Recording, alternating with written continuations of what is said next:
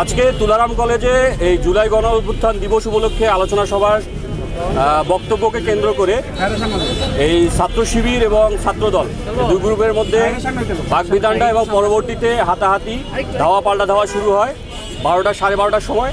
তারপরে পুলিশ এখানে খবর পায়, খবর পাওয়ার পরে এলাকায় এখানে তুলারাম কলেজের এখানে পরিস্থিতি নিয়ন্ত্রণ করে এবং দুই পক্ষকে শান্ত করার পরে আমরা এখন পর্যন্ত এখানে পরিস্থিতি স্বাভাবিক করে ফেলেছি।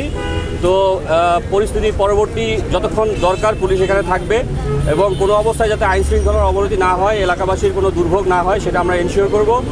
এবং এই ঘটনাকে কেন্দ্র করে আমরা জানি যে 4-5 জন মনে হয় ইনজুর্ড হয়েছে, আমরা খোঁজখবর নিচ্ছি এবং এই সংক্রান্তে পরবর্তী আইনগত প্রক্রিয়া আমরা গ্রহণ করব। এখানে আমাদের খুব সিভিয়ার কোনো কিছু হয়নি, তবে আমরা এখন পুরোপুরি আইন শৃঙ্খলার নিয়ন্ত্রণে পুরো এলাকা আছে, এই মেসেজটা আমি দিতে যাচ্ছি।